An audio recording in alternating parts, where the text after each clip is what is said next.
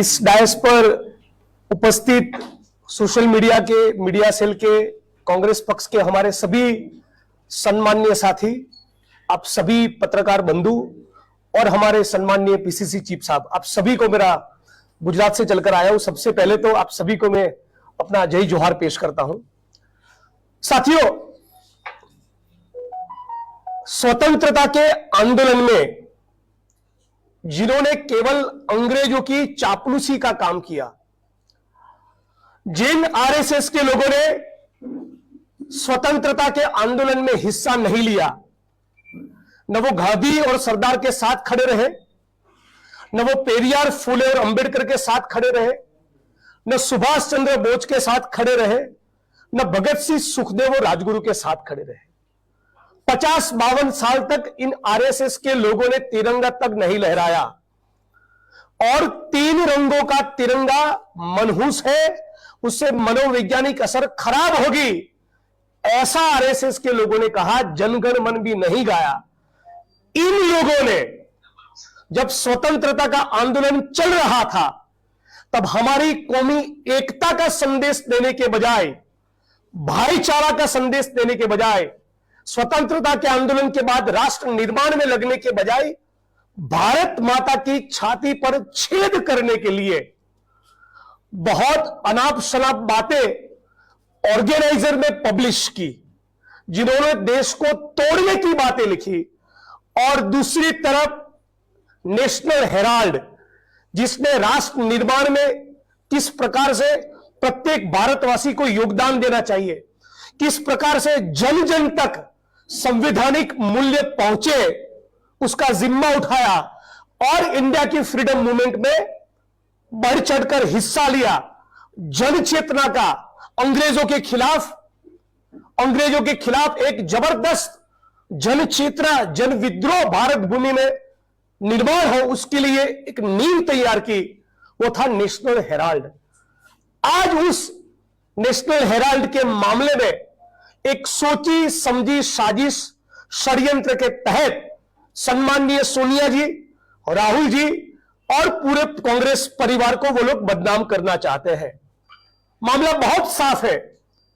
ये जो AGL company, जिसके तहत मीडिया के पब्लिकेशंस चलते थे इंक्लूडिंग नेशनल हेराल्ड, उस एजीएल कंपनी का मकसद मुनाफा कमाना नहीं था, जनमानस तैयार करना था। क्रांति के लिए, विद्रोह के लिए, अंग्रेजों को भारत भूमि से खदेड़ने के लिए मुल्क की जनता को तैयार किया जाए, यह उसका मकसद था, मुनाफा कमाना नहीं। चूंकि मुनाफा कमाना उनका मकसद कभी नहीं रहा, नेशनल हेराल्ड का और एजीएल का, एसोसिएटेड जर्नल्स लिमिटेड का, तो वो जिस प्रकार से व्यापार वाणिज्य होना चाहिए, जिस प्रकार से प्रॉफिट करना चाहिए, वो नहीं कर पाए। बहुत बार ऐसा हुआ कि अपने कर्मचारी किसी को वीआरएस लेना है तो उसके पैसे भी नहीं रहते थे।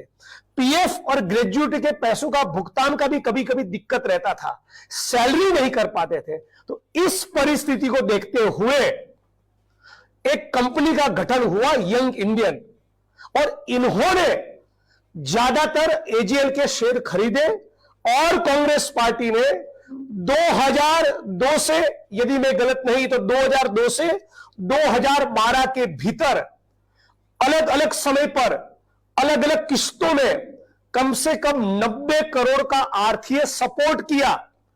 धनराशि भी करीब करीब 90 करोड़ की लोन दी। एजीएल से कांग्रेस पार्टी ने या यंग इंडियन ने कमाई नहीं की, कमाई हो ही नहीं सकती। कंपनीज एक्ट की सेक्शन 8 के तहत यंग इंडिया एक नॉन प्रॉफिट एंटिटी है। यह सरासर आरएसएस, भाजपा के लोग और भाजपा से लगातार जो चंदा खा रहे, ऐसे मीडिया की कुछ भोंपू मनगढ़ंत बातें फैला रहे, हमारे लोगों का ध्यान मुद्दों से भटका रहे। सम्माननीय राहुल जी कांग्रेस पार्टी की छवि को धूमिल करने की कोशिश कर रहे हैं। तो झारखंड की भूमि से इस पत्रकार परिषद में मैं इस बात को स्पष्ट करना चाहता हूं, एजीएल की संपत्ति आज भी केवल और केवल एजीएल की ही है, उसमें यंग इंडिया का कोई हिस्सा नहीं। यंग इंडियन केवल उसमें स्टेक होल्डर है, उसका मालिक नहीं। चूंकि केवल स्टेक होल्डर है, उसकी संपत्ति की हम खरीद बिक्री कर ही नहीं सकते। नॉन प्रॉफिट ऑर्गेनाइजेशन होने के कारण यह कानूनन मुमकिन ही नहीं है। बावजूद इसके ये आरएसएस बीजेपी के लोग और मोदी शाह की जोड़ी कांग्रेस पार्टी को बदनाम करने के लिए जन जन तक पिछले कई सालों से यह संदेश दे रही है कि मानो कि हम लोगों ने वो सारी संपत्ति अपने लिए ट्रांसफर कर दी। क्यों नहीं है? आज मैं चैलेंज कर रहा हूं इस प्रेस कॉन्फ्रेंस के माध्यम से, आरएसएस के लोग, भाजपा के लोग, मोदी, अमित शाह और भाजपा का एक भी प्रवक्ता वो ट्रांजैक्शन तो दिखाए। एजीएल की जो प्रॉपर्टी आज भी लखनऊ में, कानपुर में, बंबई में, दिल्ली में, जहां पर भी है, उसका कोई ट्रांजैक्शन हुआ? यदि किसी ने खरीदी की, उसकी बिक्री की, तो कब की, किस तारीख को, किस जगह, क्या वो अमाउंट थी, कितने बजे? कोई रिकॉर्ड ही नहीं है। तो ये मैं बार बार इस बात को दोहराऊंगा, एक सोची समझी साजिश है। आज मुल्क में बेरोजगारी उसके चरम सीमा पर है, महंगाई उसके चरम सीमा पर है। दिन दहाड़े किसी मुसलमान का, किसी महिला का, किसी बीएनटी का, किसी दलित का, आदिवासी का मॉब लिंच हो रहा है। मणिपुर में महिलाओं को नग्न करके घुमाया जा रहा है। गुजरात के ऊना में गाड़ी के साथ बांधकर 4 बेगुनाह दलितों को पीटा जा रहा है। इस मुल्क की जनता के जो असली सवाल है, जो बंदरबाट मुल्क में चल रही है, जो लूट खसोट चल रही है, उससे ध्यान भटकाने के लिए यह भाजपा के द्वारा की गई है सोची समझी साजिश है। राहुल जी 4000 किलोमीटर इस मुल्क की कौमी एकता के लिए प्यार का, मोहब्बत का पैगाम लेकर, भाईचारे की बात लेकर निकले, तो उनकी छवि जो खिली, उसको कैसे धूमिल किया जाए, इसके अलावा बीजेपी के पास कोई मंत्र नहीं है। और इसीलिए पिछले 12-15 सालों से बार बार नेशनल हेराल्ड किए जा रहे हैं, जबकि इस मामले में कोई तथ्य नहीं, कोई एविडेंस नहीं। मैं दोबारा इस बात को रिपीट करूंगा, एजीएल की संपत्ति में हमारा कोई स्टेक नहीं। चूंकि हम नॉन प्रॉफिट एंटिटी है, यंग इंडियन उनका स्टेक हो भी नहीं सकता।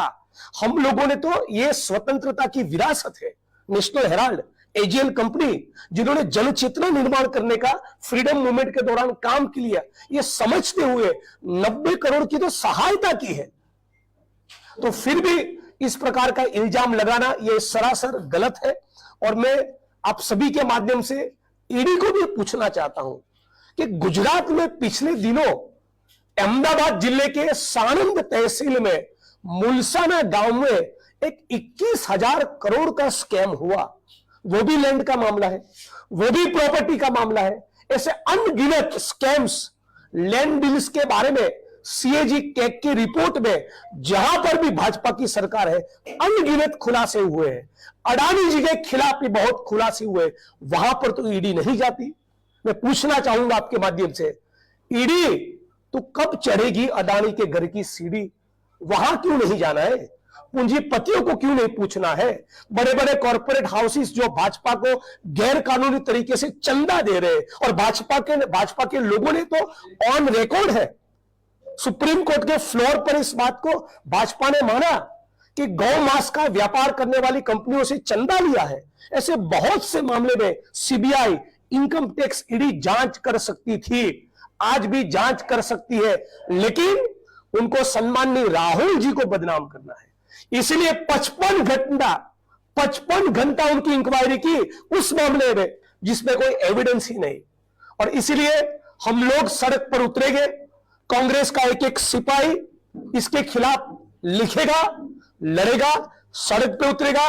हम लोग स्वतंत्रता के आंदोलन में, ये वो पार्टी है जिन्हें फ्रीडम मूवमेंट की नींव रखी। अनगिनत हजारों हजार कांग्रेस के कार्यकर्ता स्वतंत्रता के आंदोलन में जेलों में गए, लाठी खाई, पीठ पर भी, छाती पर भी, गोलियां भी जली। ये वो पार्टी है, कोई भी कांग्रेस का सिपाही डरने वाला नहीं।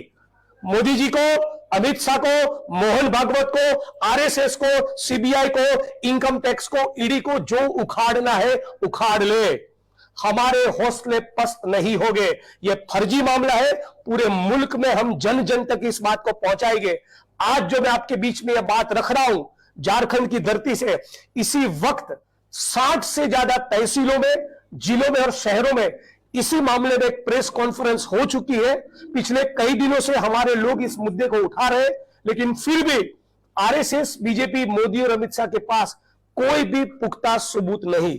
और इसीलिए मैं कह रहा हूं, ये केवल विपक्ष को और कांग्रेस पार्टी को टारगेट करने की साजिश है।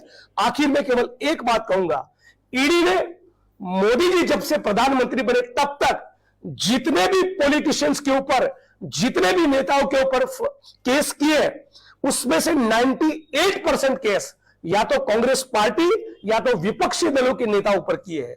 तो ये साफ है, दूध का दूध और पानी का पानी हो चुका है। जब बेरोजगारी और महंगाई के मामले में मोदी जी के पास जवाब नहीं रहता, जब कास्ट सेंसस के मुद्दे पे वो एक शब्द बोलने की पोजीशन में नहीं रहते, तो धीरे से सीबीआई को, इनकम टैक्स को, ईडी को आगे करते हैं। मैं दोबारा कहूंगा, ईडी तो कब चढ़ेगी अदानी के घर की सीढ़ी। धन्यवाद साथियों। आपके कुछ सवाल है तो मैं लाना चाहूंगा और दूसरे भी हमारे साथी बात करेंगे। इनिशियल जो एलिगेशन है, जो यंग इंडिया ने ये संपत्तियां खरीदी ही नहीं है, वही कह रहा हूं, उसका कोई एविडेंस दिखाए।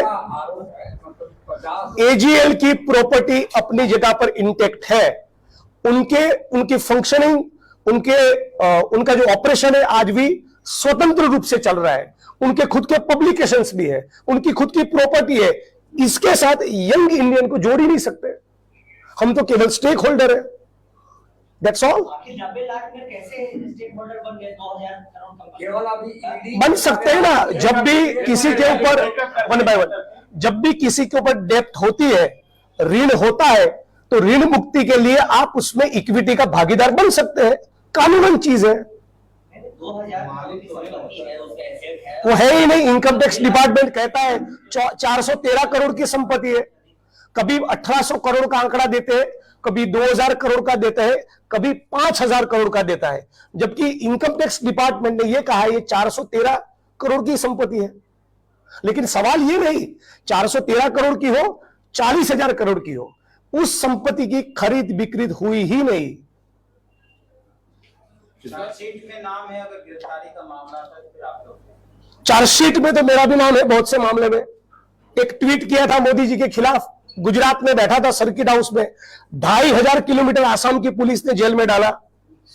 बगल में महिला पुलिस को बिठाकर उससे मॉलेस्टेशन का केस करवाया। एफआईआर और चार्जशीट तो होती रहती है, उससे हमारे हौसले हिलेंगे नहीं। जो भी है सड़क पर उतरेंगे, लड़ाई लड़ेंगे, कानूनी लड़ाई भी लड़ेंगे, सड़क पर भी लड़ेंगे। देखिए, ये चार्जशीट जो फाइल हुई ठीक उसके 24 घंटे पहले कांग्रेस पार्टी का अहमदाबाद में अधिवेशन हुआ। और अब तमाम लोगों को पता होगा कि सम्माननीय राहुल जी ने पार्लियामेंट के फ्लोर पर चैलेंज दिया है, लिख के ले लो, इस बार तुमको विपक्षी दल और कांग्रेस पार्टी गुजरात में चुनाव हराएगी।